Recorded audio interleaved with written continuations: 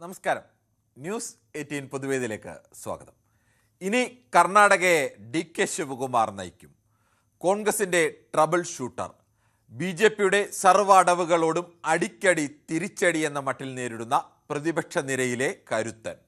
കോൺഗ്രസിൽ ഒരുപക്ഷെ ഏറ്റവും ആരാധകരുള്ള നേതാവ് കൂടിയാണ് DK ശിവകുമാർ. ഭരണ തുടർച്ച നൽകാതെ പാർട്ടികളെ മാറി മാറി തെരഞ്ഞെടുക്കുന്ന ഈ ശീലം കർണാടകയിൽ ഒരു ഭരണ തുടർച്ച ലക്ഷ്യം കൂടിയിട്ടാണ് കോൺഗ്രസ് മുഖ്യമന്ത്രി സ്ഥാനം സിദ്ധരാമയ്യയിൽ നിന്നും ശിവകുമാറിലേക്ക് മാറ്റിയത്. 78കാരിൽ നിന്നും 64കാരനിലേക്കുള്ള നേതൃത്വം മാറ്റുമ്പോൾ വരുന്ന 15 വർഷം കൂടിയാണ് കോൺഗ്രസ് മുന്നിൽ കാണുന്നത്.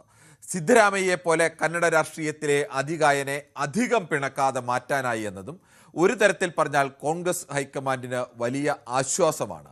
രാജ്യത്തെവിടെയും കോൺഗ്രസ് MLA-മാരെ വശത്താക്കാൻ BJP നീക്കമറിഞ്ഞാൽ അത് തടയാൻ ഹൈക്കമാൻഡ് നിയോഗിക്കുന്നത് DK-യാണ്.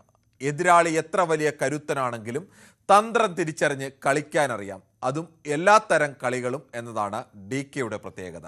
അതിൻ്റെ നേട്ടവും ഒപ്പം കോട്ടവും DK ശൈലിക്കുണ്ട്. എന്തായാലും DK എഫക്റ്റ് കർണാടക രാഷ്ട്രീയത്തിലും കോൺഗ്രസിലും ഉണ്ടാകുമോ എന്നതാണ് പൊതുവേദിയുടെ വിഷയം. ഒപ്പം അല്പസമയത്തുള്ളിൽ നടക്കേണ്ട സത്യപ്രതിജ്ഞാ ചടങ്ങുകളിലേക്ക് നമുക്ക് പോകേണ്ടതുണ്ട്. എല്ലാ പ്രേക്ഷകർക്കും സ്വാഗതം.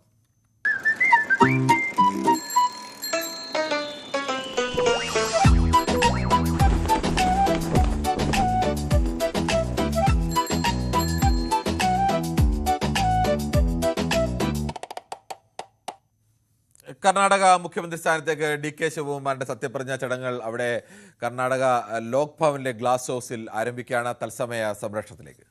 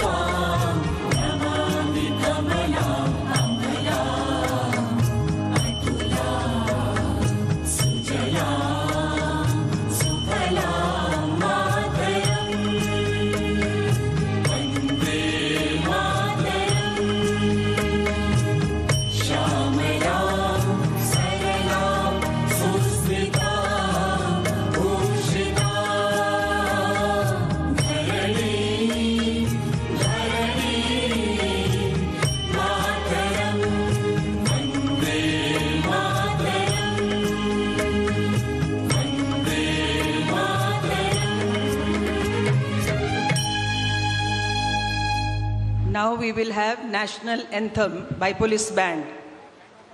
Kindly keep standing.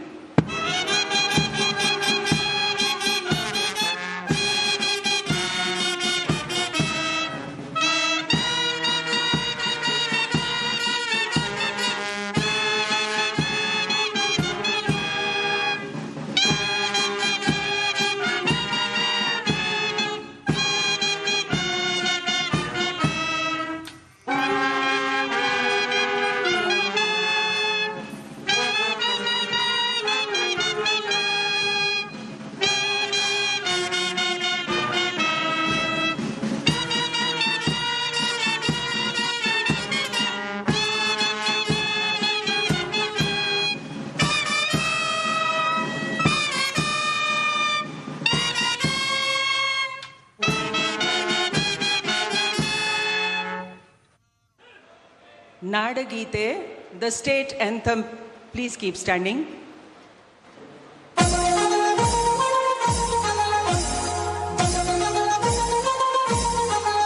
जय भारत जननीय तनुजाते जय हे कर्नाटक माते जय सुंदर नदी वनಗಳ ನಾಡೆ जय हे रस ಋಷಿಗಳ ನೀಡೆ भारत जननीय तनुजाते जय हे कर्नाटक माते शंकर रमनुज विद्यारण्य बसवेश्वर मध्वर दिव्यारण्य कन्न षडक्षरि ಪೊನ್ನ ಕಂಬಲ ಭೂಮಿಪತಿ ಜನ್ನ ಕುಮಾರ ವ್ಯಾಸರ ಮಂಗಳ ಧಾಮ ಕವಿ ಕೋಗಿಲೆಗಳ ಪುಣ್ಯಾರಾಮ ಭಾರತ ಜನನಿಯ ತನುಜಾತೆ ಜಯ ಹೇ ಕರ್ನಾಟಕ ಮಾತೆ ಸರ್ವ ಜನಾಂಗದ ಶಾಂತಿಯ ತೋಟ ರಸಿಕರ ಕಂಗಳ ಸೆಳೆಯುವ ನೋಟ ಹಿಂದೂ ಕ್ರೈಸ್ತ ಮುಸಲ್ಮಾನ ಪಾರಸಿಕ ಜೈನರು ಧ್ಯಾನ ಕನ್ನಡ ನುಡಿ ಕುಣಿದಾಡುವ ಗೇಹ ಕನ್ನಡ ತಾಯಿಯ ಮಕ್ಕಳ ದೇಹ ಭಾರತ ಜನನಿಯ ತನುಜಾತೆ ಜಯ ಹೇ ಕರ್ನಾಟಕ ಮಾತೆ ಜಯ ಹೇ ಕರ್ನಾಟಕ ಮಾತೆ ಜಯ ಹೇ ಕರ್ನಾಟಕ ಮಾತೆ. ಧನ್ಯವಾದಗಳು. ಎಲ್ಲರೂ ಕೂತ್ಕೊಳ್ಬೇಕು. Kindly take your seats.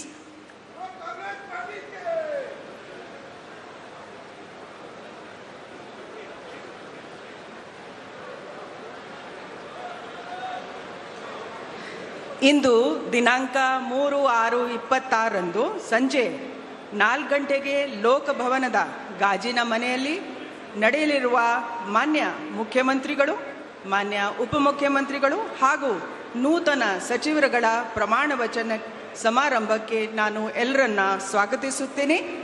ಮೊದಲನೇದಾಗಿ ನಮ್ಮಲ್ಲಿ ಮಾನ್ಯ ಶ್ರೀ ಸಿದ್ದರಾಮಯ್ಯ ಸಾಹೇಬರು ಆಗಮಿಸಿರುತ್ತಾರೆ. ಮಾನ್ಯ DK ಶಿವಕುಮಾರ್ ಸರ್, ತಾವು ಮಾನ್ಯ ಸಿದ್ದರಾಮಯ್ಯ ಸರ್ಗೆ ಸ್ವಾಗತವನ್ನು, ಶಾಲ್ವನ್ನು ಕೊಟ್ಟು ಸ್ವಾಗತವನ್ನು ಕೋರಬೇಕಾಗಿ ಕೋರುತ್ತೀನಿ. ಬೇಗ ಬನ್ನಿ. ಮಾನ್ಯ ಸಿದ್ದರಾಮಯ್ಯ ಸಾಹೇಬರಿಗೆ.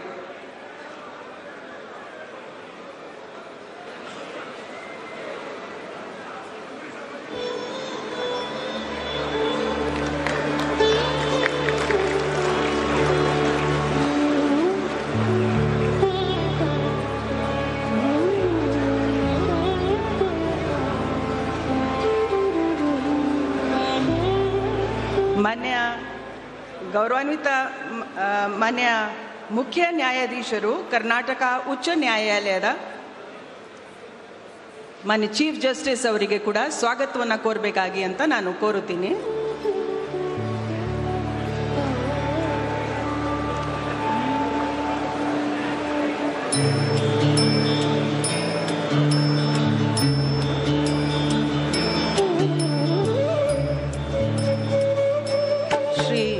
ಮಲ್ಲಿಕಾರ್ಜುನ್ ಖರ್ಗೆ, ಮಾನ್ಯ ವಿರೋಧ ಪಕ್ಷದ ನಾಯಕರು ರಾಜ್ಯಸಭೆ, ಅವರನ್ನು ಕೂಡ ಸ್ವಾಗತವನ್ನು ಕೋರಬೇಕಾಗಿ ಅಂತ ವಿನಂತಿಸುತ್ತೀನಿ.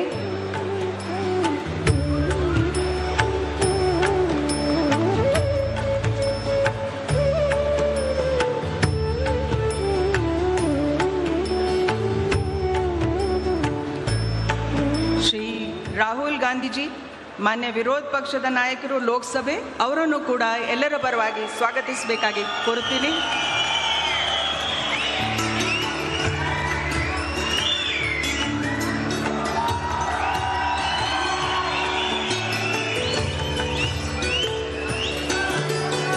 ಶ್ರೀ ಸುಖವಿಂದರ್ ಸಿಂಗ್ ಸುಖು, ಮಾನ್ಯ ಮುಖ್ಯಮಂತ್ರಿಗಳು Himachal Pradesh chief minister.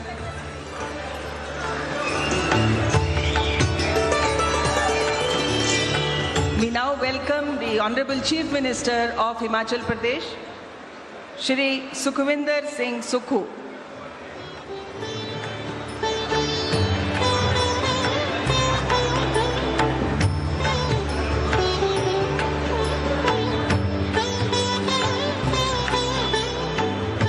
We now welcome Shri Revant Reddy, Honorable Chief Minister.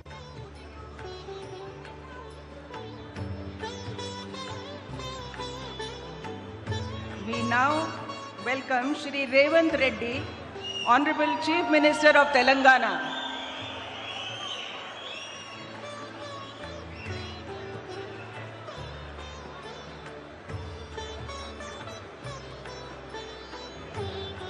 We also welcome Shri V.D. Satishan, Honorable Chief Minister of Kerala.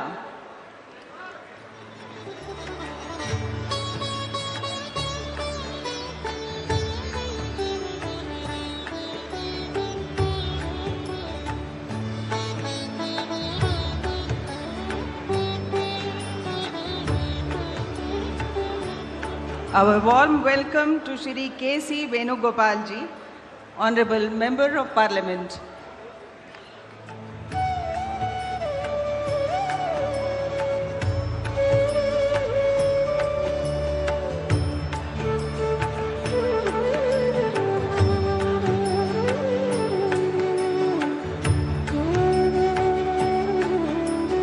We now welcome Shri Randeep Singh Surjewala ji, Honorable Member of Parliament.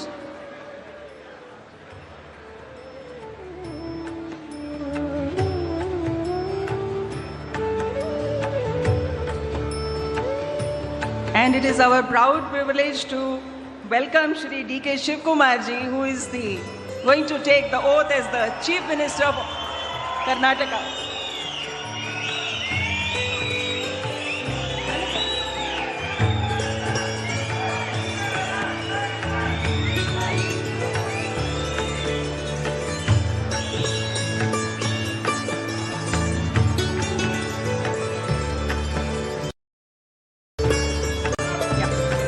We have our Honorable Chairperson of the Legislative Council, Shri Horatti ji. I request Honorable D.K. Shivkumar ji to welcome him. We have Honorable Justice of the High Court, Shri D.K. Singh ji. I welcome him. I welcome all the state guests who are seated on the stage.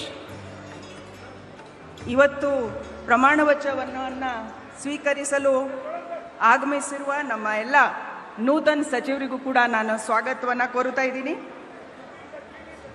ಅದೇ ರೀತಿ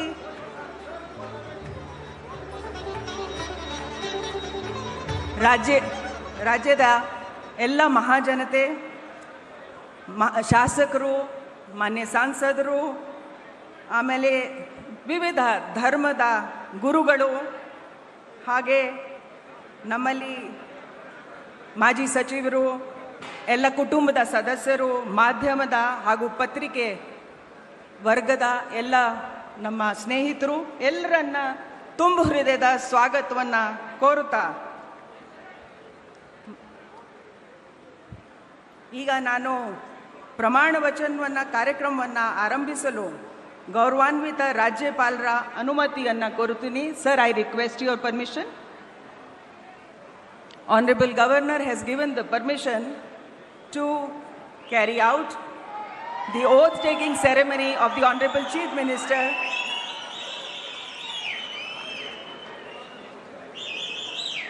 I request Shri D.K. Shivkumar ಅವರು ಮಾನ್ಯ ಮುಖ್ಯಮಂತ್ರಿಗಳಾಗಿ ಅಧಿಕಾರ ಪದ ಹಾಗೂ ಗೌಪ್ಯತಾ ಪ್ರಮಾಣ ವಚನ ಸ್ವೀಕರಿಸಲು ಅವರನ್ನು ಆಹ್ವಾನಿಸುತ್ತೇನೆ.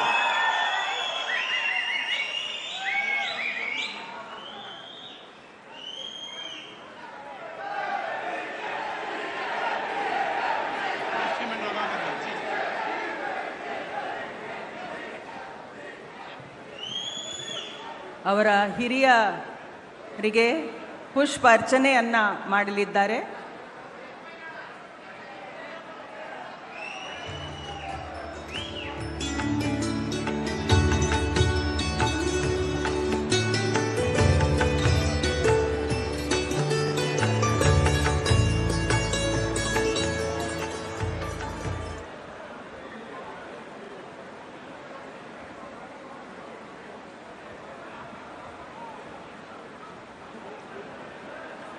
ಮಾನ್ಯ ರಾಜ್ಯಪಾಲರು ಈಗ ಪದವಿಯ ಅಧಿಕಾರ ಪದ ಹಾಗೂ ಗೌಪ್ಯತಾ ಪ್ರಮಾಣ ವಚನವನ್ನು ಬೋಧನೆ ಮಾಡಲಿದ್ದಾರೆ.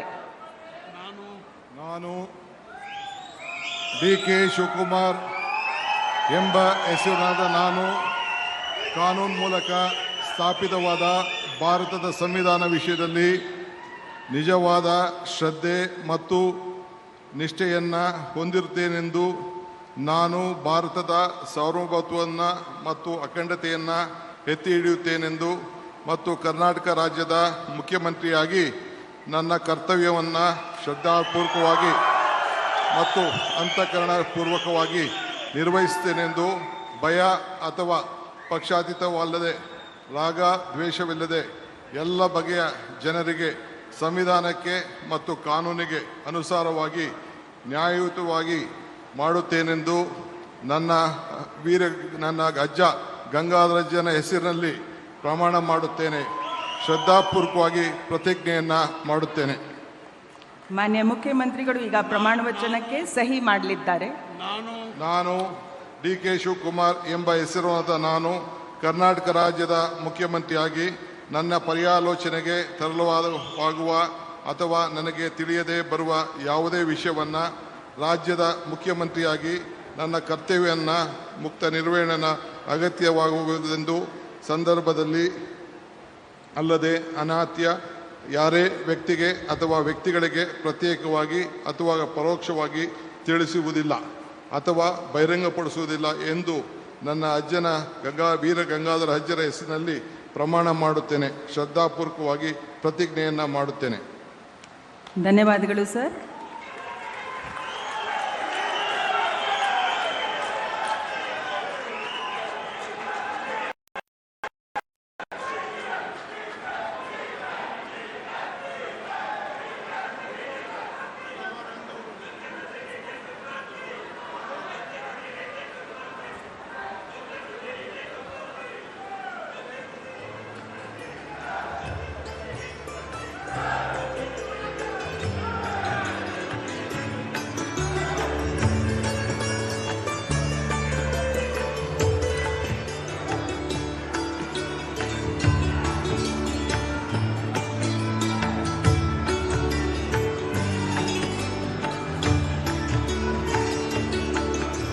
ಮಾನ್ಯ ಮುಖ್ಯಮಂತ್ರಿಗಳಿಗೆ ಹೂಗುಚ್ಛೆಯನ್ನು ನೀಡುವ ಮುಖಾಂತರ ಮಾನ್ಯ ರಾಜ್ಯಪಾಲರು ಅಭಿನಂದಿಸಲಿದ್ದಾರೆ.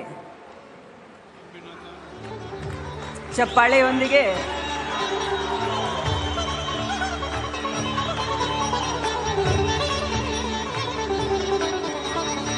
ಈಗ ನಾನು ಡಾಕ್ಟರ್ ಜಿ. ಪರಮೇಶ್ವರ್ ಅವರನ್ನು ಉಪಮುಖ್ಯಮಂತ್ರಿಗಳಾಗಿ ಅಧಿಕಾರದ ಹಾಗೂ ಗೌಪ್ಯತಾ ಪ್ರಮಾಣ ವಚನವನ್ನು ಸ್ವೀಕರಿಸಲು ಆಹ್ವಾನಿಸುತ್ತೇನೆ. ನಾನು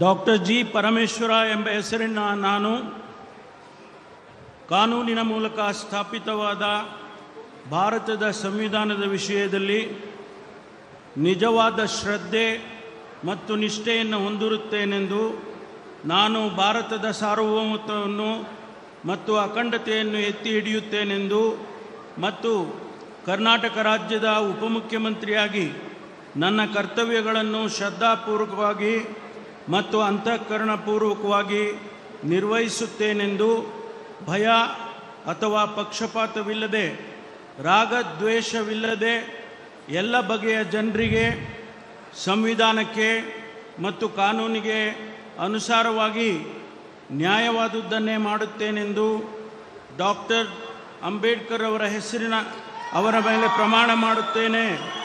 ಶ್ರದ್ಧಾಪೂರ್ವಕವಾಗಿ ಪ್ರತಿಜ್ಞೆ ಮಾಡುತ್ತೇನೆ. ನಾನು ಡಾಕ್ಟರ್ ಜಿ ಪರಮೇಶ್ವರ ಎಂಬ ಹೆಸರಿನ ನಾನು ಕರ್ನಾಟಕ ರಾಜ್ಯದ ಉಪಮುಖ್ಯಮಂತ್ರಿಯಾಗಿ ನನ್ನ ಪರ್ಯಾಲೋಚನೆಗೆ ತರಲಾಗುವ ಅಥವಾ ನನಗೆ ತಿಳಿದು ಬರುವ ಯಾವುದೇ ವಿಷಯವನ್ನು ರಾಜ್ಯದ ಉಪಮುಖ್ಯಮಂತ್ರಿಯಾಗಿ ನನ್ನ ಕರ್ತವ್ಯಗಳ ಯುಕ್ತ ನಿರ್ವಹಣೆಗೆ ಅಗತ್ಯವಾಗಬಹುದಾದ ಸಂದರ್ಭದಲ್ಲದೆ ಅನ್ಯಥಾ ಯಾರೇ ವ್ಯಕ್ತಿಗೆ ಅಥವಾ ವ್ಯಕ್ತಿಗಳಿಗೆ ಪ್ರತ್ಯಕ್ಷವಾಗಿ ಅಥವಾ ಪರೋಕ್ಷವಾಗಿ ತಿಳಿಸುವುದಿಲ್ಲ ಅಥವಾ ಬಹಿರಂಗಪಡಿಸುವುದಿಲ್ಲ ಎಂದು ಡಾಕ್ಟರ್ ಅಂಬೇಡ್ಕರ್ ಅವರ ಹೆಸರಿನಲ್ಲಿ ಪ್ರಮಾಣ ಮಾಡುತ್ತೇನೆ. ಶ್ರದ್ಧಾಪೂರ್ವಕವಾಗಿ ಪ್ರತಿಜ್ಞೆ ಮಾಡುತ್ತೇನೆ. ಧನ್ಯವಾದಗಳು ಸರ್. ಮಾನ್ಯ ಉಪಮುಖ್ಯಮಂತ್ರಿಗಳು ಈಗ ಪ್ರಮಾಣ ವಚನ ಸಹಿಯನ್ನು ಮಾಡಲಿದ್ದಾರೆ.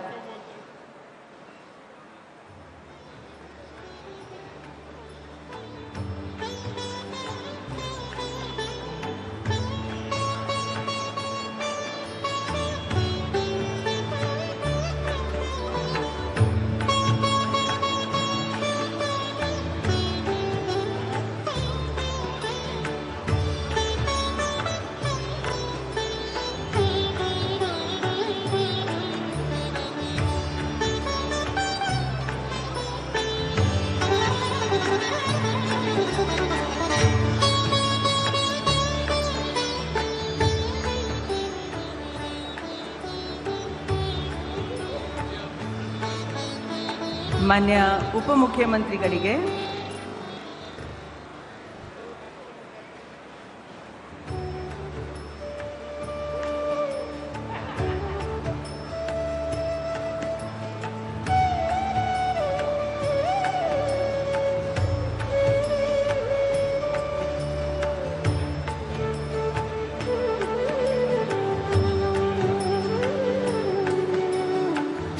ಮಾನ್ಯ ರಾಜ್ಯಪಾಲರು ಹಾಗೂ ಮಾನ್ಯ ಮುಖ್ಯಮಂತ್ರಿಗಳು ಹೂಗುಚ್ಚೆ ಮೂಲಕ ಮಾನ್ಯ ಉಪಮುಖ್ಯಮಂತ್ರಿಗಳಿಗೆ ಅಭಿನಂದನೆಯನ್ನು ಸಲ್ಲಿಸಿರುತ್ತಾರೆ.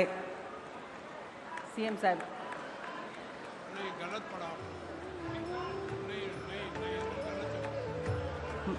ಮಾನ್ಯ ಮುಖ್ಯಮಂತ್ರಿಗಳು ಕೂಡ ಹೂಗುಚ್ಚೆ ಮೂಲಕ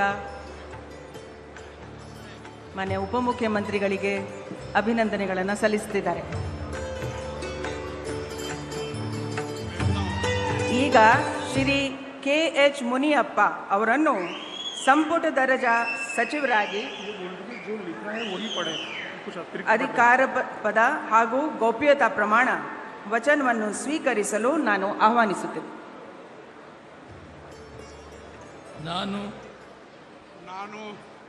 ನಾನು ಕಂಬದಳ್ಳಿ ಹನುಮಪ್ಪ ಮುನಿಯಪ್ಪ ಎಂಬ ಹೆಸರಿನ ನಾನು ಕಾನೂನಿನ ಮೂಲಕ ಸ್ಥಾಪಿತವಾದ ಭಾರತದ ಸಂವಿಧಾನದ ವಿಷಯದಲ್ಲಿ ನಿಜವಾದ ಶ್ರದ್ಧೆ ಮತ್ತು ನಿಷ್ಠೆಯನ್ನು ಹೊಂದಿರುತ್ತೇನೆಂದು, ನಾನು ಭಾರತದ ಸಾರ್ವಭೌಮತ್ವವನ್ನು ಮತ್ತು ಅಖಂಡತೆಯನ್ನು ಎತ್ತಿ ಹಿಡಿಯುತ್ತೇನೆಂದು ಮತ್ತು ಕರ್ನಾಟಕ ರಾಜ್ಯದ ಮಂತ್ರಿಯಾಗಿ ನನ್ನ ಕರ್ತವ್ಯಗಳನ್ನು ಶ್ರದ್ಧಾಪೂರ್ವಕವಾಗಿ ಮತ್ತು ಅಂತಃಕರಣಪೂರ್ವಕವಾಗಿ ನಿರ್ವಹಿಸುತ್ತೇನೆಂದು, ಭಯ ಅಥವಾ ಪಕ್ಷಪಾತವಿಲ್ಲದೆ ರಾಗದ್ವೇಷ ಇಲ್ಲದೆ ಎಲ್ಲ ಬಗೆಯ ಜನರಿಗೆ ಸಂವಿಧಾನಕ್ಕೆ ಮತ್ತು ಕಾನೂನಿಗೆ ಅನುಸಾರವಾಗಿ ನ್ಯಾಯವಾದದ್ದೇನೇ ಮಾಡುತ್ತೇನೆಂದು ದೇವರ ಹೆಸರಿನಲ್ಲಿ ಪ್ರಮಾಣ ಮಾಡುತ್ತೇನೆ.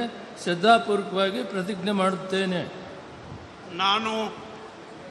ನಾನು ಕಂಬದಳ್ಳಿ ಹನುಮಪ್ಪ ಮುನಿಯಪ್ಪ ಎಂಬ ಹೆಸರಿನ ನಾನು ಕರ್ನಾಟಕ ರಾಜ್ಯದ ಮಂತ್ರಿಯಾಗಿ ನನ್ನ ಪರ್ಯಾಲೋಚನೆಗೆ ತರಲಾಗುವ ಅಥವಾ ನನಗೆ ತಿಳಿದು ಬರುವ ಯಾವುದೇ ವಿಷಯವನ್ನು ರಾಜ್ಯದ ಮಂತ್ರಿಯಾಗಿ ನನ್ನ ಕರ್ತವ್ಯಗಳ ಯುಕ್ತ ನಿರ್ವಹಣೆಗೆ ಅಗತ್ಯವಾಗಿರಬಹುದಾದ ಸಂದರ್ಭದಲ್ಲದೆ ಅನ್ಯಥಾ ಯಾರೇ ವ್ಯಕ್ತಿಗೆ ಅಥವಾ ವ್ಯಕ್ತಿಗಳಿಗೆ ಪ್ರತ್ಯಕ್ಷವಾಗಿ ಅಥವಾ ಪರೋಕ್ಷವಾಗಿ ತಿಳಿಸುವುದಿಲ್ಲ ಅಥವಾ ಬಹಿರಂಗಪಡಿಸುವುದಿಲ್ಲ ಎಂದು ದೇವರ ಹೆಸರಿನಲ್ಲಿ ಪ್ರಮಾಣ ಮಾಡುತ್ತೇನೆ. ಶ್ರದ್ಧಾಪೂರ್ವಕವಾಗಿ ಪ್ರತಿಜ್ಞೆ ಮಾಡುತ್ತೇನೆ. ಮಾನ್ಯ ಸಚಿವರು ಪ್ರಮಾಣ ವಚನಕ್ಕೆ ಸಹಿ ಮಾಡಲಿದ್ದಾರೆ.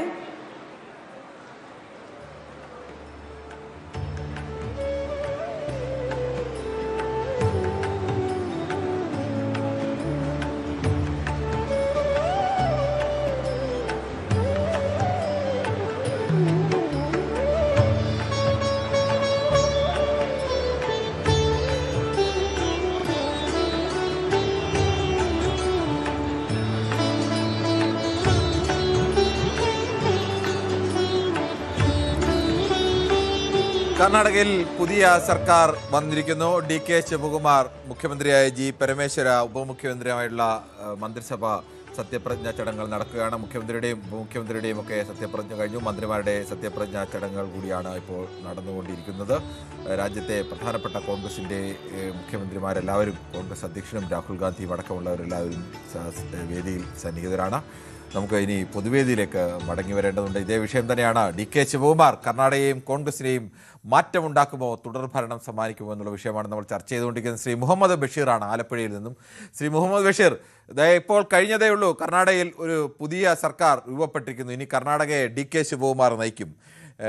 ബി ജെ പിയുടെ തന്ത്രങ്ങളെയൊക്കെ നേരിടാൻ എപ്പോഴും കോൺഗ്രസ് ഇറക്കുന്ന തുറുപ്പ് ചീട്ടാണ് ഡി കെ ശിവകുമാർ. ശിവകുമാറിന് കർണാടകയിൽ മാറ്റം കൊണ്ടുവരാൻ കഴിയുമോ?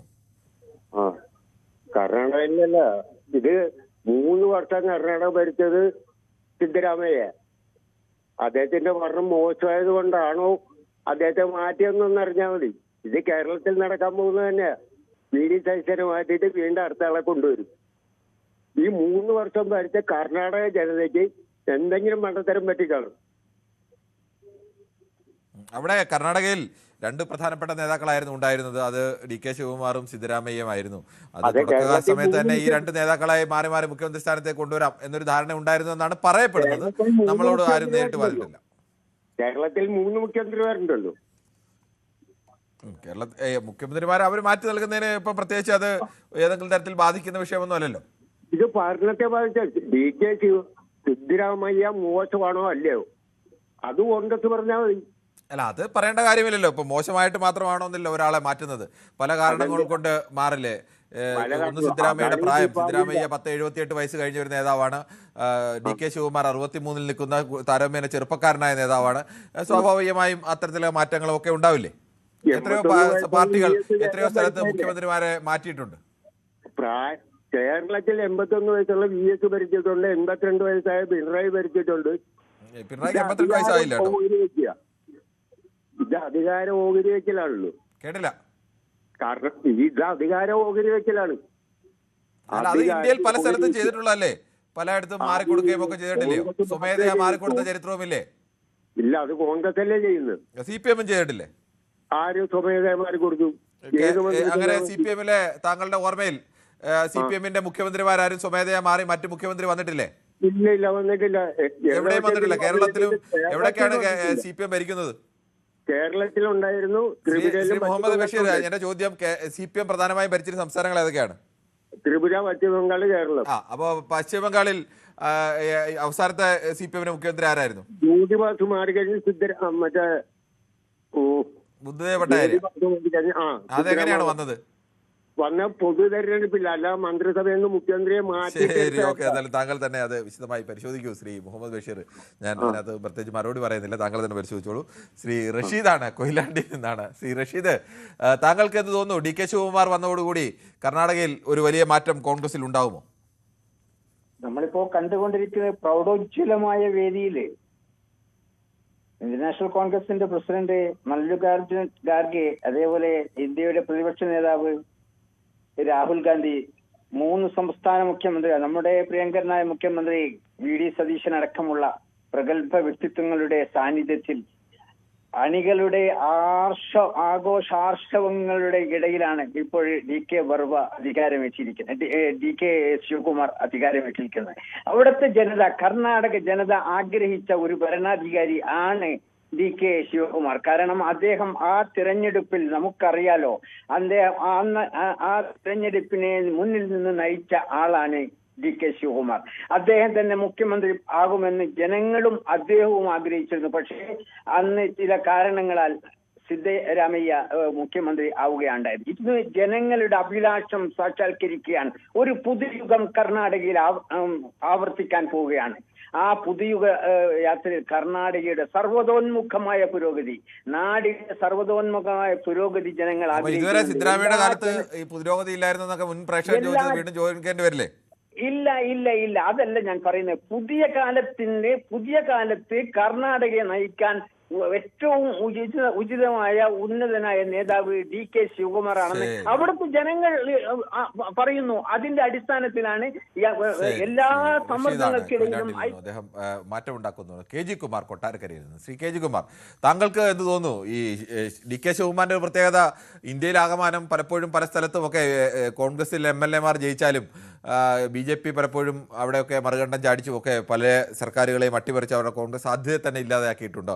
അത്തരം ഘട്ടത്തിലൊക്കെയും BJPക്ക് മറുതന്ത്രം ഒരുക്കാൻ നിയോഗിക്കുന്നത് DK ശിവകുമാറിനെയാണ്. എല്ലാ തരത്തിലെ കളികളും അറിയാവുന്ന ആളാണെന്നാണ് നമുക്ക് മനസ്സിലാവുന്നത്. അങ്ങനെ ഒരാൾ മുഖ്യമന്ത്രി സ്ഥാനത്തേക്ക് വരുമ്പോൾ എങ്ങനെയാവും? അല്ല, ഈ DK ശിവകുമാർ ആണ് മുഖ്യമന്ത്രി എന്ന് പറഞ്ഞിട്ടാണ് ആദ്യം കർണാടകത്തിലെ ജനങ്ങൾ വോട്ട് ചെയ്തത് ഫസ്റ്റില്. അങ്ങനെയല്ല, അങ്ങനെ പറഞ്ഞല്ല അവർ മത്സരിച്ചത്.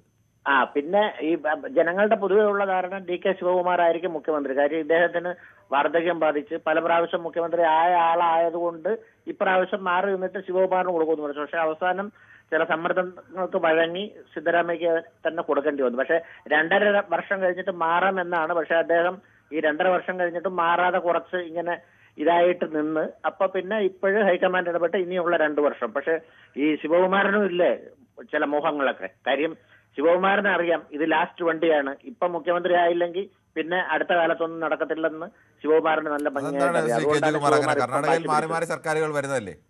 അതാ പറഞ്ഞ അല്ല ഇപ്പൊ എന്തായാലും ഇപ്പൊ ഉള്ളത് ഈ 2 വർഷം എന്ന് പറയുന്നത് കിട്ടിയാ കൊള്ളാം. ഇനി നടക്കില്ല എന്ന് നമുക്ക് പറയാൻ കഴിയില്ലല്ലോ. ഇനിയും കോൺഗ്രസിന്റെ സർക്കാരുകൾ അവിടെ വരില്ല എന്നൊക്കെ ഉറപ്പിച്ചു പറയാൻ കഴിയില്ലല്ലോ. പക്ഷെ ഈ പോക്കാണ് പോകുന്നതെങ്കിൽ ഇത് ലാസ്റ്റ് വണ്ടിയാണ്. നമ്മളെക്കാൾ കൂടുതൽ അറിയാവുന്ന ശിവകുമാരനാണ്. അതുകൊണ്ടാണ് ഈ വണ്ടി. എന്താണ് ഞാൻ ചോദിച്ചത്, നമുക്കാർക്കും അങ്ങനെ അറിയില്ല ഇനി ഇത് ലാസ്റ്റ് വണ്ടിയാണെന്നുള്ള തോന്നലൊന്നും ആർക്കും ഇല്ല. പ്രത്യേകിച്ച് ദക്ഷിണേന്ത്യൻ സംസ്ഥാനങ്ങളിലൊക്കെ BJP ഇതര പാർട്ടികളാണ് ദക്ഷിണേന്ത്യൻ സംസ്ഥാനങ്ങളെല്ലാം ഭരിക്കുന്നത്. അവിടെ തെലങ്കാന ഭരിക്കുന്നത് കോൺഗ്രസ് ആണ്, കർണാടക ഭരിക്കുന്നത് കോൺഗ്രസ് ആണ്, കേരളം ഭരിക്കുന്നത് കോൺഗ്രസ് ആണ്, തമിഴ്നാട് ഭരിക്കുന്നത്. ഇതാണല്ലോ. പക്ഷെ ഈ കർണാടകത്തിലെന്ന് പറഞ്ഞു കഴിഞ്ഞാൽ BJP പല പ്രാവശ്യം വന്നിട്ടുള്ളതാണല്ലോ, മാറി മാറി വന്നിട്ടുള്ളതാണ്. ഞാൻ പറഞ്ഞത് അപ്പൊ പിന്നെ ഇത് ലാസ്റ്റ് വണ്ടിയാണെന്നൊക്കെ പറയുന്നതിൽ അർത്ഥമില്ല. ഒരു രാഷ്ട്രീയ പാർട്ടിയെ നമുക്ക് അങ്ങനെ എഴുതി തള്ളാനൊന്നും കഴിയില്ല. കാര്യം ഇപ്രാവശ്യം എന്ന് പറഞ്ഞു കഴിഞ്ഞാല് ഈ ശിവകുമാറിന് ഇപ്പൊ കയറിയില്ലെന്നുണ്ടെങ്കിൽ എളുപ്പമല്ല എന്ന് അദ്ദേഹത്തിന്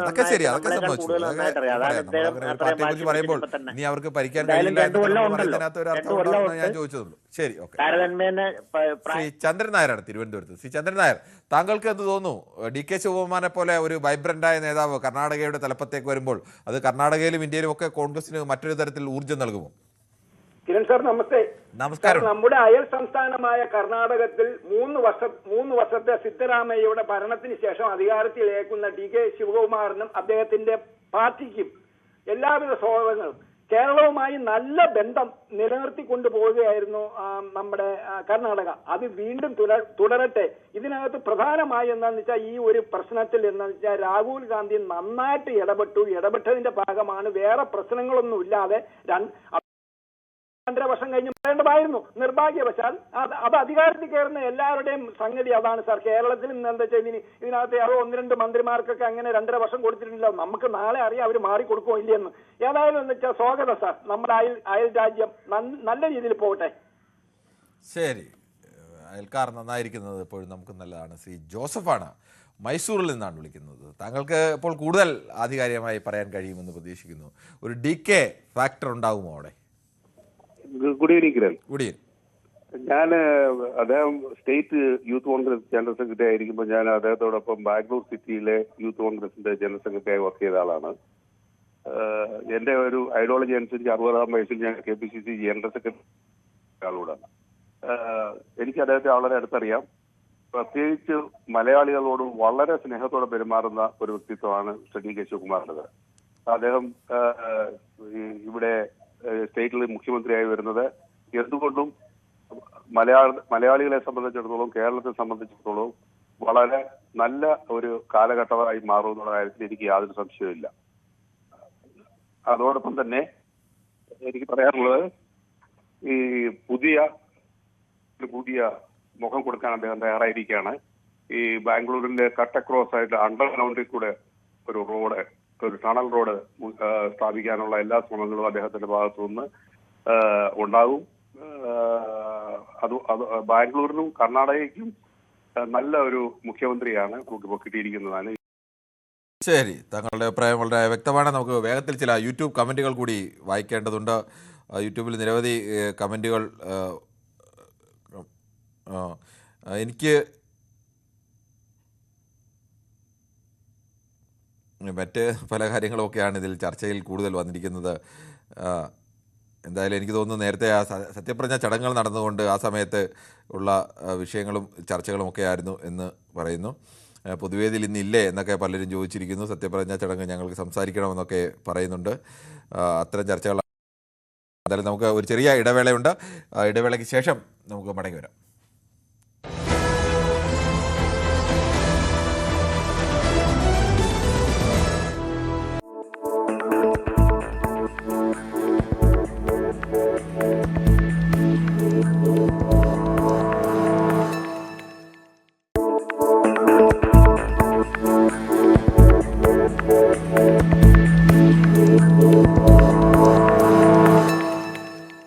ഇന്ത്യയിലെ വാർത്താ ചാനലുകളിലും പത്രത്താളുകളിലും ഇന്ന് ഏറ്റവും കൂടുതൽ നിറഞ്ഞു നിൽക്കുന്ന, പലരിലും ഭയവും ആകാംക്ഷയും ഒരുപോലെ ജനിപ്പിക്കുന്ന രണ്ടക്ഷരങ്ങളാണ് ED അഥവാ എൻഫോഴ്സ്മെന്റ് ഡയറക്ടറേറ്റ്. രാഷ്ട്രീയ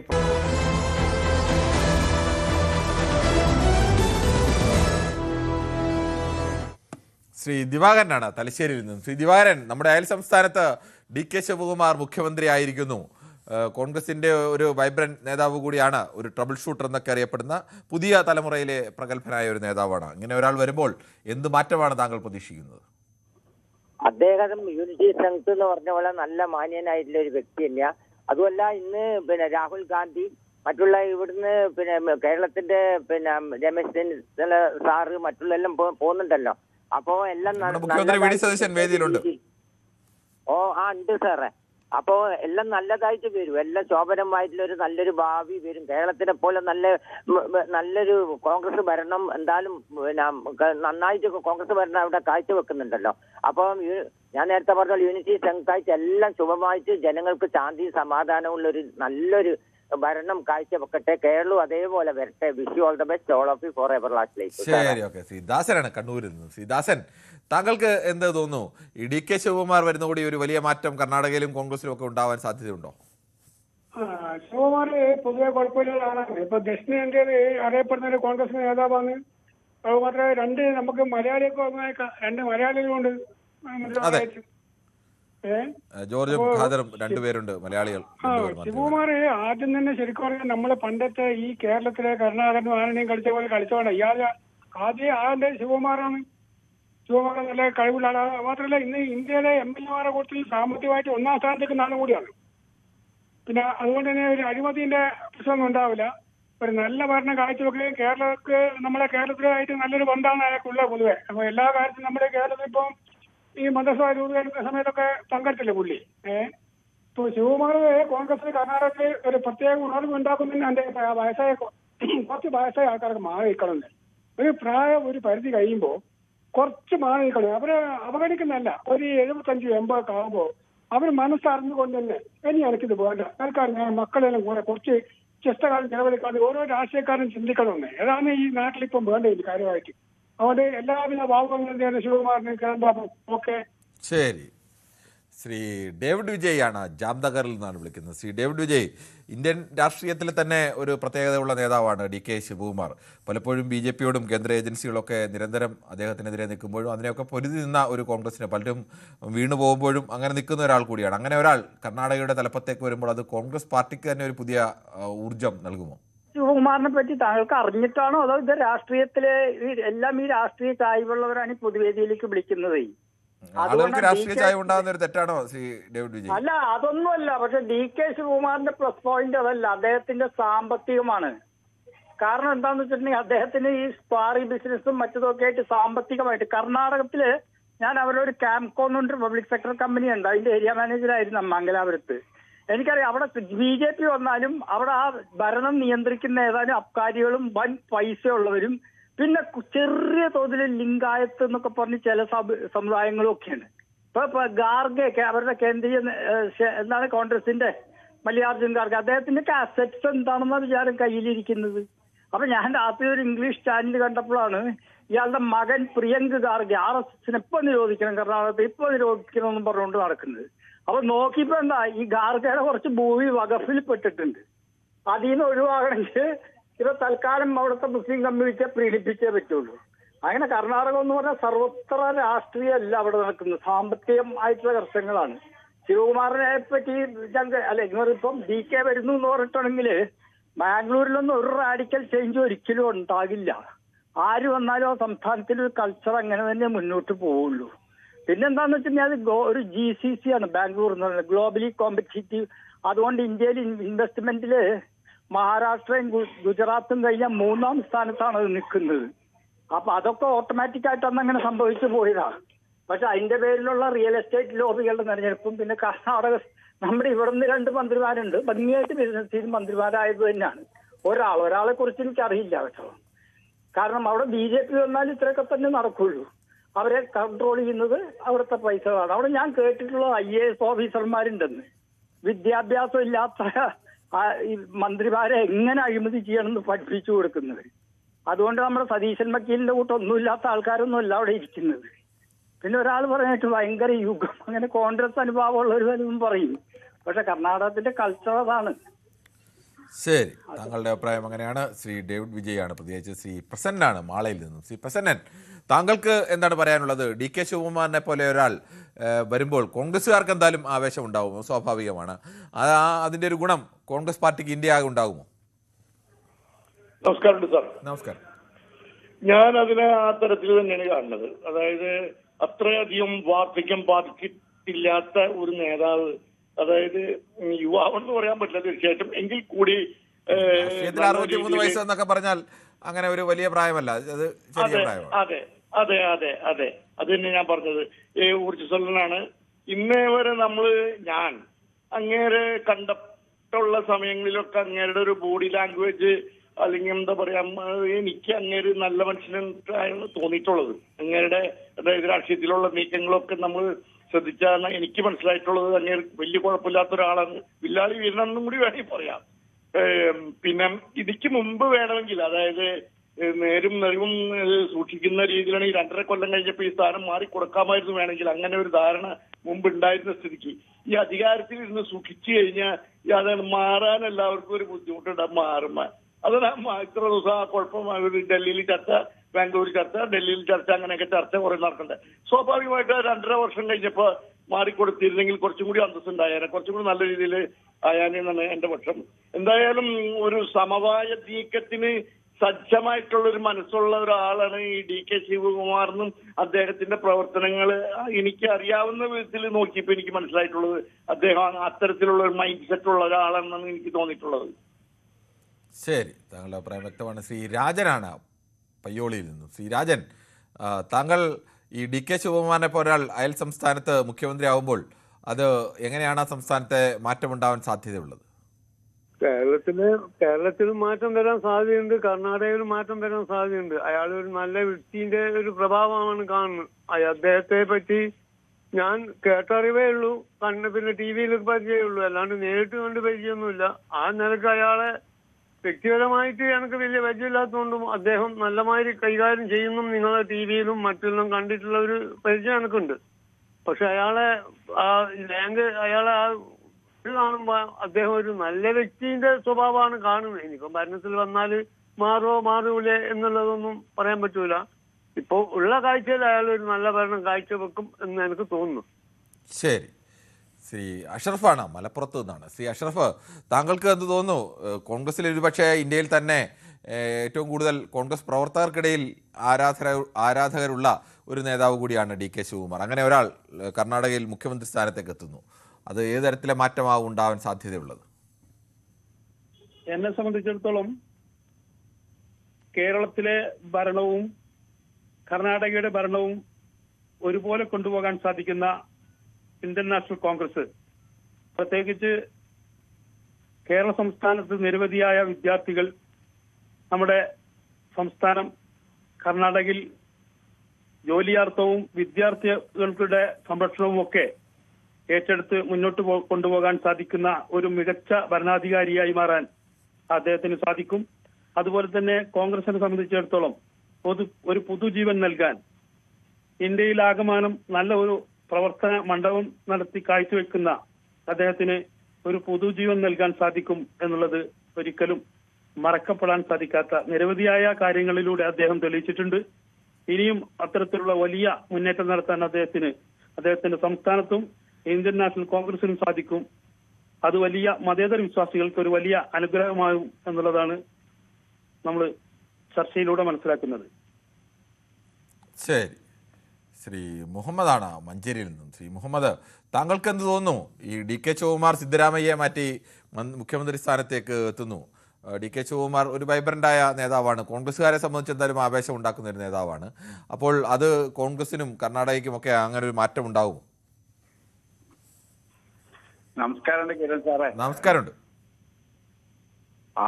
അപ്പൊ സാറ് പറഞ്ഞതൊക്കെ ഒരു മാറ്റത്തിന് വേണ്ടിയാണ് അവര് മാറ്റിയിരിക്കുന്നത് എന്നുള്ളത് മനസ്സിലാക്കുന്നത്. പിന്നെ നേരത്തെ പറഞ്ഞ ആള് അത് ചെറുപ്പക്കാരനും ഒക്കെയാണ് എന്നും പറഞ്ഞു. എന്തായാലും ശരി, പിന്നെ അദ്ദേഹം നാട് നയിക്കും എന്ന് പറഞ്ഞു. അദ്ദേഹം നയിച്ച് ആ കർണാടക നന്നാകട്ടെ. പക്ഷെ അവിടെ എനിക്കൊന്ന് പറയാനുള്ളത്, ആര് നയിച്ചാലും ഇവര് കോൺഗ്രസ്സുകാരല്ലേ എന്നുള്ളതാ. കാരണം എന്തുകൊണ്ട് വെച്ചാൽ ഇവിടെ പിന്നെ അദ്ദേഹം കേരളത്തിന്റെ കാര്യം പറഞ്ഞു. അതുകൊണ്ട് ഞാൻ അല്പം പറയാം. അഡീഷണൽ പ്രൈവറ്റ് സെക്രട്ടറി നിയമനം അത് പെങ്ങളുടെ ഭർത്താവിന് നമുക്ക് പോട്ടെ, തൽക്കാലം നമ്മുടെ വിഷയം അതല്ല ശ്രീ മുഹമ്മദ്. നമുക്ക് അപ്പൊ അതിൽ ചർച്ച ചെയ്യേണ്ട കാര്യമില്ല. അഫ്സലാണ് ആലപ്പുഴയിൽ നിന്നും. ശ്രീ അഫ്സൽ, താങ്കൾക്ക് എന്ത് തോന്നുന്നു? DK ശിവകുമാറിനെ പോലെ ഒരു നേതാവ് പലതവണ കേന്ദ്ര ഏജൻസികളുടെ അന്വേഷണത്തിന്റെ ഇതെല്ലാം വന്നിട്ടും അതിനെയൊക്കെ നേരിട്ട് നിൽക്കുകയും അവിടെയെങ്ങും പാർട്ടി മാറാതെ നിന്ന് പ്രത്യേകിച്ച് വലിയ വലിയ തന്ത്രങ്ങൾക്ക് നേരെ കോൺഗ്രസിന് പലപ്പോഴും കവചമൊരുക്കി നിൽക്കുന്നൊരു നേതാവ് കൂടിയാണ്. അങ്ങനെ ഒരാൾ വരുമ്പോൾ കോൺഗ്രസ് പാർട്ടിക്ക് ഒരു ആവേശമുണ്ടാവും, അതിൻ്റെ ഒരു ഗുണം പക്ഷേ ആ പാർട്ടിക്ക് ഉണ്ടാകുമോ? അഫ്സലിൻ്റെ ടെലിഫോണിൽ ചില തടസ്സമുണ്ടെന്ന് തോന്നുന്നു. ശ്രീ രാധാകൃഷ്ണനാണ് ചാത്തന്നൂരിൽ നിന്നും. ശ്രീ രാധാകൃഷ്ണൻ, താങ്കൾക്ക് എന്ത് തോന്നുന്നു? DK ശിവകുമാറിനെ പോലെ ഒരു നേതാവ് കർണാടക മുഖ്യമന്ത്രി ആകുമ്പോൾ ഏത് തരത്തിലാവും അത് കോൺഗ്രസിന് ഗുണപ്പെടുക? 2 ദിവസം മുമ്പ് നമ്മൾ ഇതേ വിഷയം തന്നെ ചർച്ച ചെയ്തിരുന്നല്ലോ. 2 ദിവസം മുമ്പ് നമ്മൾ സിദ്ധരാമയ്യ രാജിവെച്ച ദിവസം നമ്മൾ ഈ വിഷയമായിരുന്നു നമ്മൾ ചർച്ച ചെയ്തത്. അന്ന് ഞാൻ ഒരു കാര്യം പറഞ്ഞിരുന്നു. ഇന്ന് ഇന്ത്യയിൽ ക്രൗഡ് പുള്ളറായിട്ടുള്ള ഒരു നേതാവാണ് കോൺഗ്രസിനെ സംബന്ധിച്ചിടത്തോളം DK ശിവകുമാർ. അദ്ദേഹം നേരത്തെ മുഖ്യമന്ത്രി ആകേണ്ട ആളായിരുന്നു.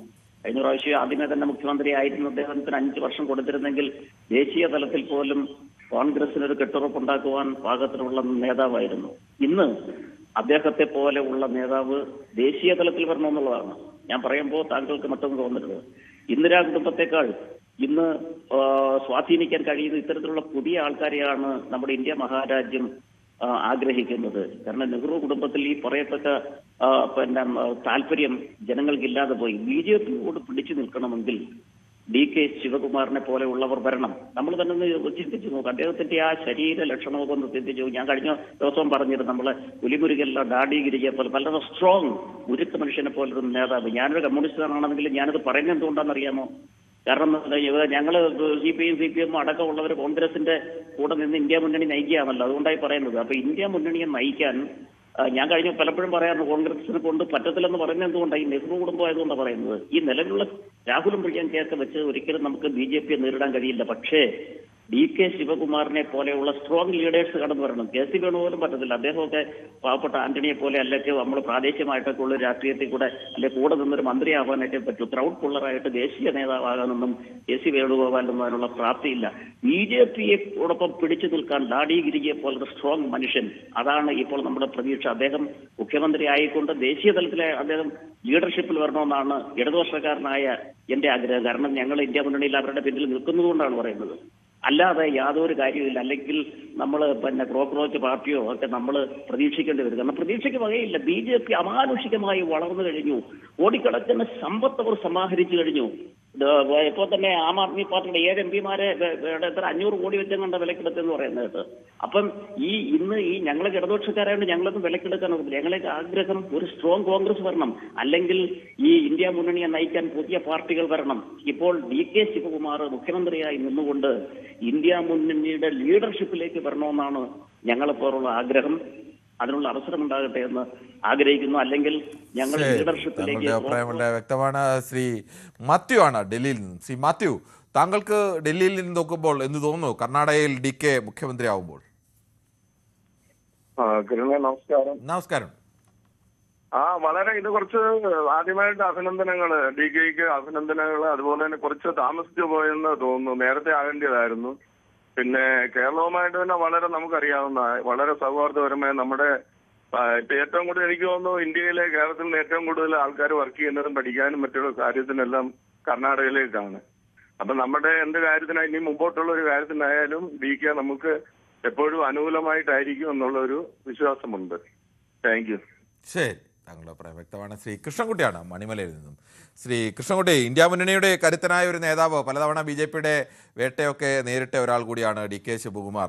പലപ്പോഴും തന്ത്രപരമായി ഇന്ത്യ മുന്നണിയുടെ പല പാർട്ടികൾക്കും പറ്റിപ്പോകുന്നു. ഇപ്പോൾ മമതാ ബാനർജിക്കടക്കം സ്വന്തം പാർട്ടി പോലും നഷ്ടപ്പെട്ടു പോകുന്ന അവസ്ഥയിൽ നിൽക്കുന്നു. അത്തരം തന്ത്രങ്ങൾ, BJP തന്ത്രങ്ങളൊക്കെ പലകുറി നേരിട്ട് അതിനെയൊക്കെ തകർക്കാനോ ഒരു പരിധിവരെ വിജയിപ്പിക്കാൻ കഴിഞ്ഞ DK ശിവകുമാറിനെ പോലെ ഒരാൾ കർണാടകയിൽ മുഖ്യമന്ത്രി ആവുമ്പോൾ എങ്ങനെയാവും അത് കോൺഗ്രസിനും അല്ലെങ്കിൽ ഇന്ത്യ മുന്നണിക്കുമൊക്കെ ഒരു എനർജി നൽകുക? നമസ്കാരം. നമസ്കാരം. അങ്ങനെ മുഖ്യമന്ത്രിയായ DK ശിവകുമാറിനും അദ്ദേഹത്തിന്റെ ടീമിനും അഭിനന്ദനങ്ങൾ അറിയിക്കുകയാണ് ആദ്യം ചെയ്യേണ്ട കാര്യം. ഇപ്പൊ ഒരു മന്ത്രിസഭ അധികാരത്തിലേക്ക് കയറുന്ന സമയത്ത് നെഗറ്റീവായിട്ടൊന്നും പറയേണ്ട കാര്യമില്ല, പറയുന്നുമില്ല. ഇന്ത്യ മുന്നണി എന്നുള്ള കാര്യം അതൊരു വേറൊരു വിഷയമാണ്. ഇപ്പോഴത്തെ കർണാടകത്തിലെ രാഷ്ട്രീയം എന്ന് പറഞ്ഞാല് നമുക്കറിയാം, കുറെ അധികം വീടുകൾ ഇടിച്ചു നിർത്തിയ ആൾക്കാരെ വഴിയിലാക്കിയ ഒരു രീതിയിലുള്ള ഭരണം നടത്തുന്ന സർക്കാരായിരുന്നു ഉണ്ടായിരുന്നത്. DK ശിവകുമാറിനെ സംബന്ധിച്ച് അദ്ദേഹം നമുക്കറിയാം, EDയുടെ കേസിൽപ്പെട്ട് അറസ്റ്റിലായി ജയിലിൽ കിടന്നതിന് ശേഷം പുറത്തു വന്ന ആളാണ്. ആ കേസുകളൊക്കെ ഇപ്പോഴും നടക്കുന്നുണ്ടാവുമെന്ന് വിചാരിക്കുന്നത്. അതങ്ങനെ ആയിത്തീരുന്ന നമുക്കറിയില്ല, EDയുടെ കേസുകളല്ലേ. പക്ഷെ ഡൽഹിയിലെ കാര്യം വെച്ച് നോക്കിയാൽ, ഇന്ത്യ മുന്നണിയുടെ കാര്യം വെച്ച് നോക്കിയാൽ, ഇന്ത്യ മുന്നണി എന്ന് പറയുന്ന ഒരു സഖ്യത്തിനെ നിയന്ത്രിക്കുന്നത് അതിന്റെ ഇത് കോൺഗ്രസ് ആണ് അതിനെ നയിക്കുന്നത്. പക്ഷെ ഇന്ത്യ മുന്നണി എന്നുള്ള നയിക്കുന്ന കോൺഗ്രസ് കൂടെ നിൽക്കുന്നവരെ കാൽ ചവിട്ടുന്ന ഒരു സമ്പ്രദായം ഉള്ളത്.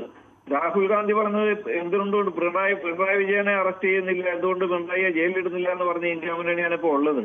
അതിന്റെ ഭാവിയൊക്കെ എങ്ങനെയായിരിക്കുമെന്ന് ഇപ്പോൾ ഒരു സഹാബ് വിളിച്ച് ഒരു പ്രതീക്ഷയൊക്കെ പറഞ്ഞെങ്കിലും അതിനോടുള്ള സമീപനം ഇനി ഇടതുപക്ഷത്തിന് എങ്ങനെയായിരിക്കും? കാരണം തമിഴ്നാട്ടിലെ സ്റ്റാലിനും പിന്നെ ആം ആദ്മി പാർട്ടിയുടെ കെജ്രിവാളും എല്ലാം ഇന്ത്യ മുന്നണിയെ തള്ളി പറഞ്ഞു, പിണറായി വിജയന്റെ കാര്യത്തിൽ രാഹുൽ ഗാന്ധി എടുത്ത സമീപനം വെച്ചിട്ട്. എന്തായാലും ആ കാര്യങ്ങളൊക്കെയും ഇനി ഇന്ത്യ മുന്നണിയുടെ കാര്യത്തിൽ ചർച്ചയ്ക്ക് വിഷയമാണെന്ന് വിചാരിക്കുന്നു. കാര്യങ്ങൾ മുന്നോട്ട് പോകട്ടെ, അതനുസരിച്ച് നമുക്ക് വിമർശിക്കേണ്ടതെങ്കിൽ വിമർശിക്കാം. പക്ഷേ എന്തായാലും ശ്രീ കൃഷ്ണൻകുട്ടി, ഈ ഒരു ഇന്ത്യ മുന്നണി പോലുള്ള സംവിധാനമില്ലാതെ എന്തായാലും BJPയെ നേരിടാൻ ഈ പാർട്ടികൾക്കൊന്നും ഒറ്റയ്ക്ക് എന്തായാലും കഴിയുന്ന ഒരു സംവിധാനം നിലവിൽ എന്തായാലും ഇന്ത്യൻ രാഷ്ട്രീയത്തിലില്ലല്ലോ. അപ്പോൾ അങ്ങനെ പല പാർട്ടികളല്ലേ, അപ്പോൾ പല നിലപാട് കാണും. അതൊക്കെ മാറ്റിവെച്ച് ഒന്നിച്ചു നിന്നാലല്ലേ മുന്നോട്ട് പോകാൻ, അല്ലെങ്കിൽ BJPയെ നേരിടാൻ കഴിയും? അത് ഗോഡ് ഫാദറിനകത്ത് എന്നെ പിള്ളി ചോദിക്കുന്ന പോലെയാ, എന്തൊക്കെയാണ് ഞാൻ മറക്കേണ്ടതെന്ന് ചോദിക്കുന്ന പോലെയാ. എന്തൊക്കെയാ മറക്കേണ്ടത്?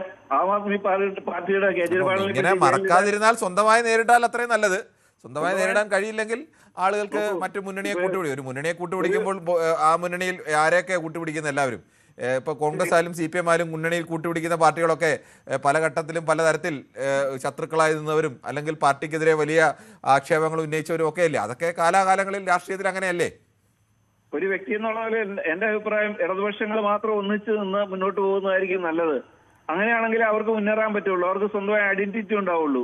ഇവരുടെയൊക്കെ കൂടെ നിന്ന് കഴിഞ്ഞാൽ ഉള്ള ഐഡന്റിറ്റികൾ പോകുന്ന അവസ്ഥയാണുള്ളത്. അങ്ങനെയൊക്കെ ഐഡന്റിറ്റി ഉണ്ടായി വരുമ്പോഴേക്ക് ഈ രാജ്യത്തെ ഭരണം ഒക്കെ അല്ലെങ്കിൽ പിന്നെ ഈ BJP ഭരിച്ചോട്ടെ എന്ന് നിങ്ങളുടെ പാർട്ടി തീരുമാനിക്കണം. ഇല്ല, അത് ഞാൻ പറഞ്ഞില്ല, ഞാൻ എന്റെ വ്യക്തിപരമായ അഭിപ്രായം പറഞ്ഞത്. ഇതിന് പല ഈ കാര്യങ്ങൾ കാണേണ്ടതായിട്ടുണ്ട്. എന്തായാലും പ്രായോഗികമായ ഒരുപാട് വിഷയങ്ങളുണ്ട്. മമത മുതൽ എല്ലാ പാർട്ടിക്കാരെയും ഇവരെല്ലാവരും ഒരു കാലത്ത് BJPക്കൊപ്പം പോയിട്ടുള്ളവരാണ്. തൃണമൂൽ കോൺഗ്രസ് ആയാലും ഇന്ത്യയിൽ ഇപ്പോൾ ഏറ്റവും വലിയ BJP വിരുദ്ധ പാർട്ടി എന്നൊക്കെ പറയുന്നത് DMK ആയാലും ഒപ്പം BJPക്കൊപ്പം ഇരുന്ന് ഭരിച്ചിട്ടുള്ള പാർട്ടികളൊക്കെയാണ്. അവരൊക്കെ കൂടിയാണ് ഇന്ത്യ മുന്നണി. അതൊക്കെ ഓരോ കാലത്തും ഓരോ രാഷ്ട്രീയത്തിന് അങ്ങനെ മാറ്റമൊക്കെ ഉണ്ടാവും. അത് എല്ലാ കാലത്തും അവരുടെ പഴയ കാര്യങ്ങൾ മാത്രം നോക്കി തീരുമാനിക്കാൻ കഴിയില്ല. അതൊരു രാഷ്ട്രീയ യാഥാർത്ഥ്യവുമാണ്. ശ്രീ ബാലകൃഷ്ണനാണ് വടകരയിൽ നിന്ന്. ശ്രീ ബാലകൃഷ്ണൻ, താങ്കൾക്ക് എന്ത് തോന്നുന്നു? താങ്കളുടെ പാർട്ടിയൊക്കെ പലതവണ നോക്കിയിട്ടും അതിനെയൊക്കെ നേരിട്ട് നിന്ന് കോൺഗ്രസിനെ നയിക്കുന്ന DK ശിവകുമാറിനെ പോലെ കരുത്തനായ ഒരു നേതാവ് കർണാടകയുടെ മുഖ്യമന്ത്രി ആവുന്നു. സാർ നമസ്കാരം. നമസ്കാരം. ഒരു സംസ്ഥാനത്ത് ഒരു മുന്നണിക്കോ അല്ലെങ്കിൽ ഒരു പാർട്ടിക്കോ ഭരണം കിട്ടിയാൽ അവരുടെ മുഖ്യമന്ത്രി ആരാക്കണമെന്ന് അവർ തീരുമാനിക്കുന്ന പ്രശ്നമാണ്. ഇതൊക്കെ ഇന്ത്യയിൽ പുതുവൊന്നുമല്ലല്ലോ, എല്ലാ പാർട്ടിക്കാരും ഇങ്ങനെ ചെയ്യാറുണ്ട്. ഇതൊന്നും ഒരു അത്ഭുതമൊന്നുമില്ല. പിന്നെ മാറ്റം വരുമോ എന്ന് ചോദിച്ചാൽ മാറ്റം ചിലപ്പം വന്നിരിക്കാം. അതേ ഇമേജ് ഉള്ള ആളാണെങ്കിൽ അവിടുത്തെ പബ്ലിക് അദ്ദേഹത്തിന് ഇഷ്ടപ്പെടുന്നുണ്ടെങ്കിൽ അതിനനുസരിച്ച് മാറ്റം സംസ്ഥാനത്ത് വരാം. പക്ഷെ എനിക്ക് മറ്റൊരു വിഷയം പറയാനുള്ളത്, ബഹുമാന്യ രാധാകൃഷ്ണൻ സാർ ഒരു കാര്യം സത്യം പറഞ്ഞു. കാരണം കോൺഗ്രസ് ഞങ്ങൾ ഇന്ത്യ മുന്നണിയാണ്. അതെന്താണെന്ന് വെച്ചാൽ CPIക്ക് അത് മനസ്സിലായിട്ടുണ്ട്. ഇനിയെങ്കിലും കോൺഗ്രസിന്റെ ഒപ്പം കേരളത്തിന് യോജിച്ച് നിന്നിട്ടില്ലേ ദേശീയ പാർട്ടി അംഗീകാരം നഷ്ടപ്പെടുന്നു. മറ്റു പലർക്കും അന്ധന്മാരായതുകൊണ്ട് അത് മനസ്സിലാകുന്നില്ല. അദ്ദേഹത്തിനെ അപ്രീഷിയേറ്റ് ചെയ്യുന്നു. കാരണം കോൺഗ്രസിന്റെ കൂടെ നിന്നാൽ മാത്രമേ ഇനി കമ്മ്യൂണിസ്റ്റ് പാർട്ടികൾക്ക് ഇന്ത്യയിൽ രക്ഷയുള്ളൂ. ഈ കേരളത്തിൽ ഇവരെന്തൊക്കെയോ പറയുന്നു, അതൊന്നും രാഷ്ട്രീയമാണ്. അതായത് അവിടെ വെച്ച് പറയുന്ന രാഷ്ട്രീയമാണ്. ഇന്ത്യ മഹാരാജ്യത്ത് ഇനി DK ശിവകുമാർ എന്ന പ്രധാനമന്ത്രിയാവുന്ന ഇരിക്കട്ടെ എന്ന് ഞാൻ സമ്മതിച്ച യഥാർത്ഥത്തിൽ. അങ്ങനെയാണെങ്കിൽ തന്നെ കമ്മ്യൂണിസ്റ്റ് പാർട്ടികൾക്ക് കോൺഗ്രസിന്റെ പിന്നാലെയും കോൺഗ്രസിന്റെ മുന്നണിയിൽ നിന്നാലും കോൺഗ്രസിന്റെ ഒരു കൈത്താങ് ഉണ്ടെങ്കിൽ മാത്രമേ ഇന്ത്യ രാജ്യത്ത് രക്ഷപ്പെടാം. മറ്റു പലരും വീമ്പളക്കുവെന്നല്ലാതെ ഈ രാധാകൃഷ്ണൻ സാറ്, ബഹുമാനായ രാധാകൃഷ്ണൻ സാർ, അദ്ദേഹത്തിന് മനസ്സിലായിട്ടുണ്ട്, അദ്ദേഹത്തിന്റെ CPIക്ക് മനസ്സിലായിട്ടുണ്ട്, ഞങ്ങളുടെ ദേശീയ പാർട്ടി അംഗീകാരം നഷ്ടപ്പെടാതിരിക്കണമെങ്കിൽ ഇനി കോൺഗ്രസിന്റെ കൈത്താങ് കൂടിയേ പറ്റൂ. അതുകൊണ്ടാണ് അദ്ദേഹം സപ്പോർട്ട് ചെയ്ത് പറയുന്നത്. അല്ലാതെ മറ്റു പലർക്കും ബോധമില്ല. അവരിപ്പോ അന്ധതയിൽ ഇങ്ങനെ മുങ്ങിക്കിടക്കുകയാണ്. ഞങ്ങളെന്തോ വലിയ സംഭവമാണ്, ഇടതുപക്ഷ പാർട്ടികൾ ഒന്നിച്ച രാജ്യത്ത് വിപ്ലവം ഉണ്ടാക്കാം, അങ്ങനെ ധരിക്കുന്ന പല ആളുകളെ നമ്മൾ കാണുന്നുണ്ട്. നമ്മൾ ബംഗാളും ത്രിപുരയും എന്നല്ല കാണേണ്ടത്. ഇതിലും ബീഹാറിലൊക്കെ വലിയ ശക്തിയായിരുന്നു CPI ഒക്കെ. അവരൊക്കെ പൊളിഞ്ഞ് പാപ്പരാക അല്ലേ സർ? ബീഹാറിലൊക്കെ CPI ശക്തമല്ലായിരുന്നോ? ഓരോരുത്തർക്കും അവരവരുടെ പാർട്ടിയെ സംബന്ധിച്ച് അവരവരുടേതായ നിലപാടുകൾ ഉണ്ടാവുമല്ലോ. അവരുടെ പാർട്ടി ശക്തിപ്പെടണമെന്ന് ഏത് പാർട്ടി പ്രവർത്തകരും ആഗ്രഹിക്കില്ല. അപ്പോൾ അതൊരു തെറ്റൊന്നുമല്ല. പക്ഷേ രാഷ്ട്രീയത്തിൽ ഇപ്പോൾ അങ്ങനെ കൂട്ടുകെട്ടുകളും ഒക്കെ ആവശ്യമായി വരികയും ചെയ്യും. ഇതൊക്കെ അന്ധതയാണ്. കാരണം ഏതെങ്കിലും ഒരു സ്റ്റേറ്റിൽ വേണ്ടേ? ശരി, ഓക്കെ. എന്തായാലും നമ്മുടെ സമയം അവസാനിക്കുന്നതുകൊണ്ടാണ്. എന്തായാലും കർണാടകയിൽ ഇനി DK ശിവകുമാർ ആ നാടിനെ നയിക്കും. മറ്റ് പൊതു രാഷ്ട്രീയ പാർട്ടികളുടെ പ്രധാനപ്പെട്ട നേതാക്കളിൽ നിന്ന്, പ്രത്യേകിച്ച് കോൺഗ്രസിൻ്റെ പ്രധാനപ്പെട്ട നേതാക്കളിൽ നിന്ന് അല്പം വ്യത്യസ്തനായ ഒരു നേതാവ് കൂടിയാണ്. BJPയുമായി പലതരത്തിലുള്ള നേരിട്ടുള്ള ഫൈറ്റുകൾക്ക് ആ പാർട്ടി എപ്പോഴും ആശ്രയിക്കുകയും ആ പാർട്ടി മുന്നിൽ നിർത്തുകയും ചെയ്യുന്നൊരു നേതാവ് കർണാടകയിൽ 63 വയസ്സുകാരനാണ്. ഇനിയും 15-20 വർഷം കൂടി ഒരു നാടിനെ, പാർട്ടിയെ നയിക്കാൻ ഉള്ള പ്രായമുള്ള ഒരു നേതാവ് കൂടിയാണ്. അങ്ങനെ ഒരാളിലേക്ക് അധികാരം മാറുന്നു. 78-കാരനായ സിദ്ധരാമയ്യയിൽ നിന്നാണ് ഇത്തരം ഒരു മാറ്റം ഉണ്ടാകുന്നതെന്ന പ്രത്യേകത കൂടിയുണ്ട്. അതിൽ വ്യത്യസ്തമായ അഭിപ്രായങ്ങൾ, അത് രക്ഷപ്പെടുമെന്നും അങ്ങല്ല എന്നും ഒക്കെ അഭിപ്രായം പറഞ്ഞ പ്രേക്ഷകരുണ്ട്. സ്വാഭാവികമാണ് അത്തരം അഭിപ്രായ പ്രകടനങ്ങൾ. എന്തായാലും നാളെയും ഇതേ സമയം News 18 പൊതുവേദി മറ്റു വിഷയവുമായി.